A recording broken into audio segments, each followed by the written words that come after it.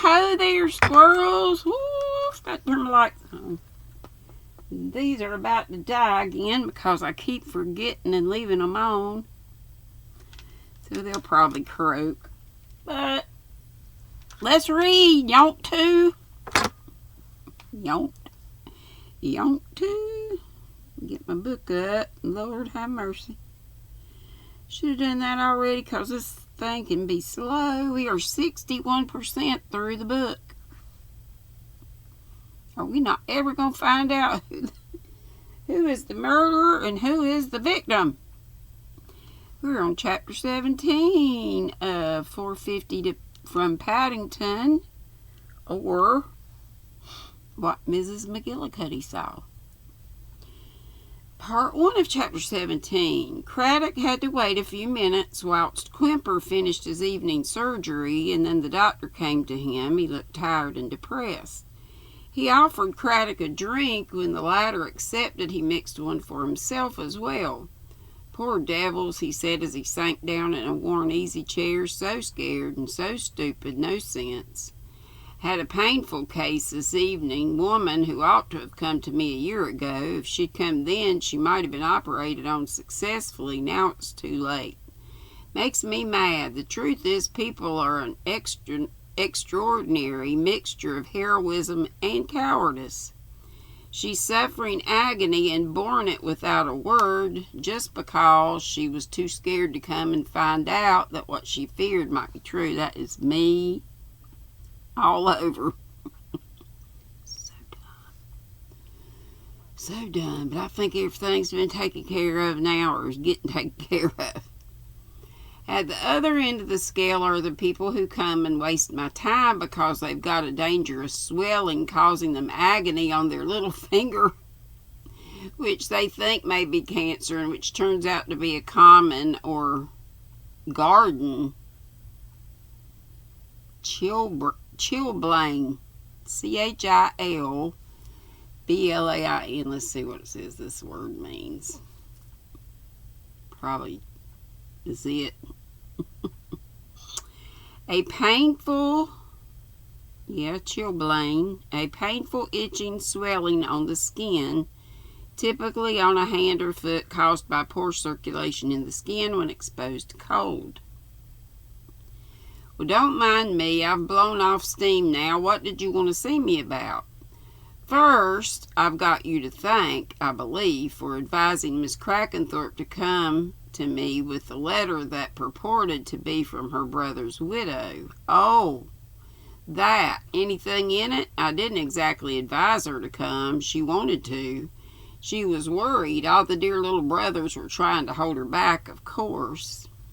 Why should they? The doctor shrugged his shoulders, afraid the lady might be proved genuine, I suppose.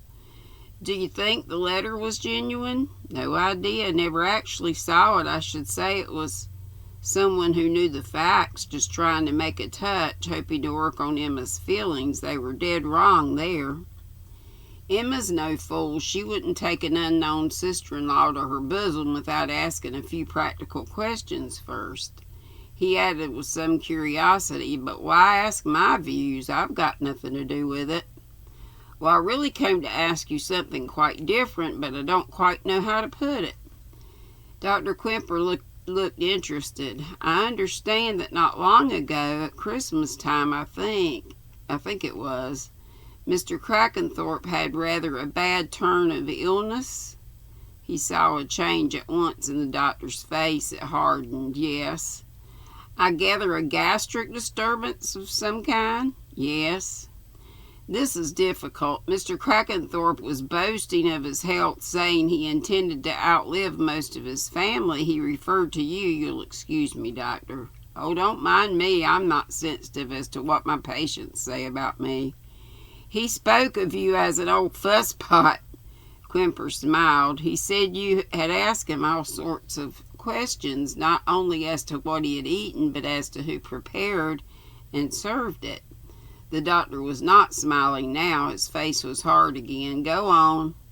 He used some such phrase as talked as though he believed someone had poisoned me. There was a pause. Had you any suspicion of that kind? Quimper did not answer at once. He got up and walked up and down. Finally, he wheeled round on Craddock. "What the devil do you expect me to say? Do you think a doctor can go about flinging accusations of poisoning here and there without any real evidence? I'd just like to know, off the record, if that idea did enter your head?" Dr. Quimper said evasively, "Old Crackenthorpe leads a fairly frugal life. When the family comes down, Emma steps up the food. Result, a nasty attack of gastroenteritis. The symptoms were consistent with that diagnosis." Craddock persisted. "I see. You were quite satisfied. You were not at all, shall we say, puzzled?" All right. Yes, I was, yours truly, puzzled. Does that please you?" "It interests me," said Craddock. "What actually did you suspect or fear?" "Gastric cases vary, of course, but there were certain indications that would have been, shall we say, more consistent with arsenic poisoning than with plain gastroenteritis. Mind you, the two things are very much alike. Better men than myself have failed to recognize arsenic poisoning and have given a certificate in all good faith." "And what was the result of your inquiries?" "It seemed that what I suspected could not possibly be true. Mr. Crackenthorpe assured me that he had had similar attacks before I attended him, and from the same cause, he said, they had always taken place when there was too much rich food about." "Which was when the house was full with the family or guests?" "Yes, that seemed reasonable enough, but frankly, Craddock, I wasn't happy. I went so far as to write to old Dr. Morris. He was my senior partner and retired soon after I joined him. Crackenthorpe was his patient originally. I asked about those earlier attacks the old man had. "And what response did you get?" Quimper grinned. "I got a flea in the ear. I was more or less told not to be a damned fool." "Well," he shrugged his shoulders, "presumably I was a damned fool." "I wonder," Craddock was thoughtful. Then he decided to speak frankly. "Throwing discretion aside, Doctor, there are people who stand to benefit pretty considerably from Luther Crackenthorpe's death." The doctor nodded. "He's an old man and a hale and hearty one. He may live to be 90-odd. Easily. He spends his life taking care of himself, and his constitution is sound. And his sons and daughter are all getting on, and they are all feeling the pinch." "You leave Emma out of it. She's no poisoner. These attacks only happen when the others are there, not when she and he are alone." "An elementary precaution if she's the one," the inspector thought, but was careful not to say aloud. He paused, choosing his words carefully. "Surely I'm ignorant on these matters, but supposing, just as a hypothesis, that arsenic was administered, hasn't Crackenthorpe been very lucky not to succumb?" "Now there," said the doctor, "you have got something odd. It's exactly that fact that leads me to believe that I have been, as old Morris puts it, a damned fool. You see, it's obviously not a case of small doses of arsenic administered regularly, which is what you might call the classic method of arsenic poisoning. Crackenthorpe has never had any chronic gastric trouble. In a way, that's what makes these sudden violent attacks seem unlikely. So, assuming they are not due to natural causes, it looks as though the poisoner is muffing it every time, which hardly makes sense. Giving an adequate dose, you mean? Yes. On the other hand, Crackenthorpe's got a strong constitution, and what might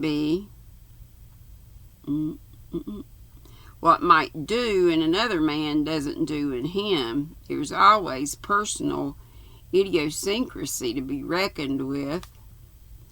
But you'd think that by now the poisoner, unless he's usually timid, would have stepped up the dose. Why hasn't he? That is, he added, if there is a prisoner, which there probably isn't, probably all my ruddy imagination from start to finish. It's an odd problem.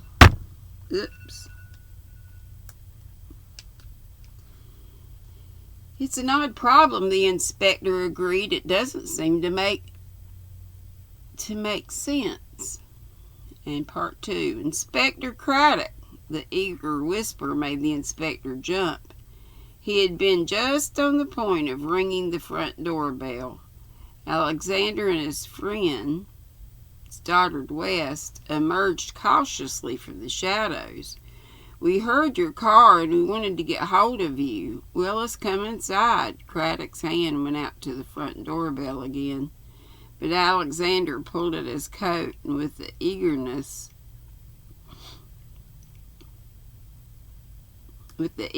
of a pawing dog. We found a clue, he breathed. Yes, we found a clue, Stoddard West echoed. Damn that girl, thought Craddock unamiably.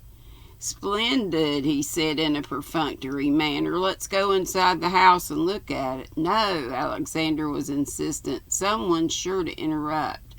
Come to the harness room. We'll guide you. Somewhat unwillingly, Craddock allowed himself to be guided around the corner of the house and along to the stable yard. Stoddard West pushed open a heavy door, stretched up, and turned on a rather feeble electric light. The harness room, once the acme of Victorian spit and polish, was now the sad repository of everything that no one wanted. Broken garden chairs, rusted old garden implements, a vast decrepit mowing machine, rusted spring mattresses, hammocks, and a disintegrated tennis nets. We come here a good deal, said Alexander. One can really be private here. There were certain tokens of occupancy about. The decayed mattresses had been piled up to make a kind of divan.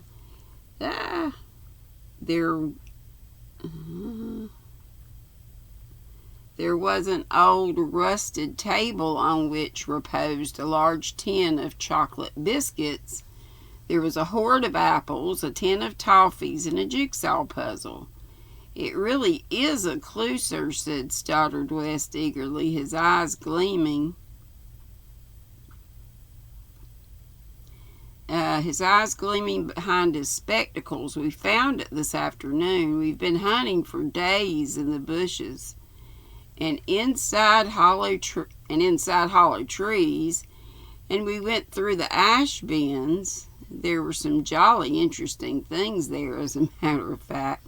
And then we went into the boiler house. Old Hillman keeps a great galvanized tub there full of waste paper. For when the boiler goes out and he wants to start it again, any odd paper that's blowing about, he picks it up and shoves it in there. And that's where we found it. Found what? Craddock interrupted the duet. The clue. Careful, Stoddard. Get your gloves on. Importantly, Stoddard West.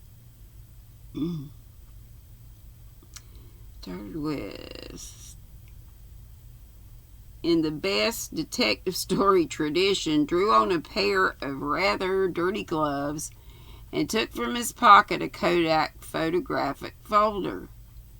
From this he extracted in his gloved fingers, with the utmost care, a soiled and crumpled envelope, which he handed importantly to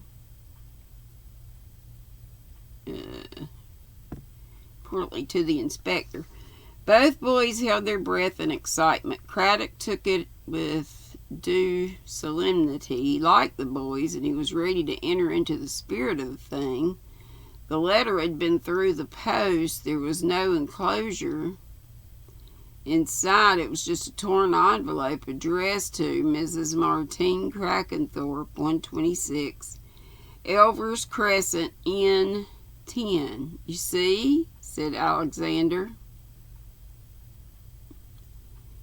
Breathlessly, it shows she was here. Uncle Edmund's French wife, I mean. The one there's all the fuss about. She must have actually been here and dropped out somewhere, so it looks, doesn't it?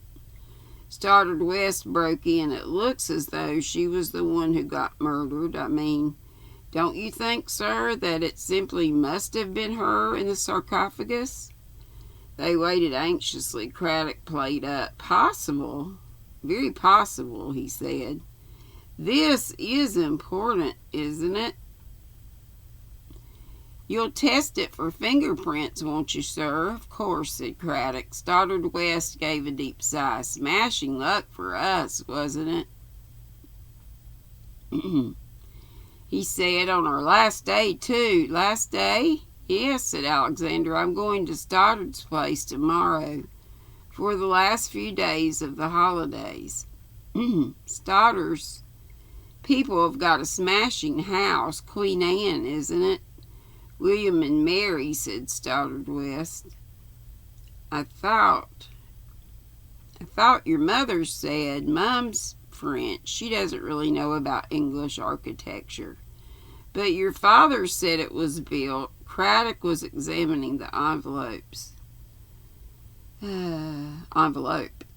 Clever of Lucy Islesborough. How had she managed to fake the postmark? He peered closely, but the light was too feeble. Great for the boys, of course, but rather awkward for him. Lucy, drat her, hadn't considered that angle. If this were genuine, it would enforce a course of action.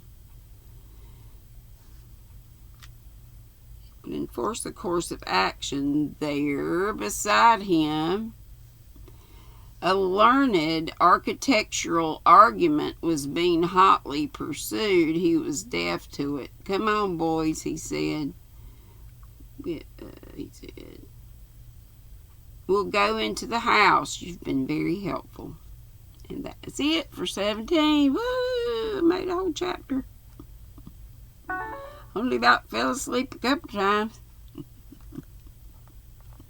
I see y'all in the YT streets. We'll be back here tomorrow at 5 bells, good Lord willing. Love y'all. Be sweet. Don't be ugly. Bye-bye.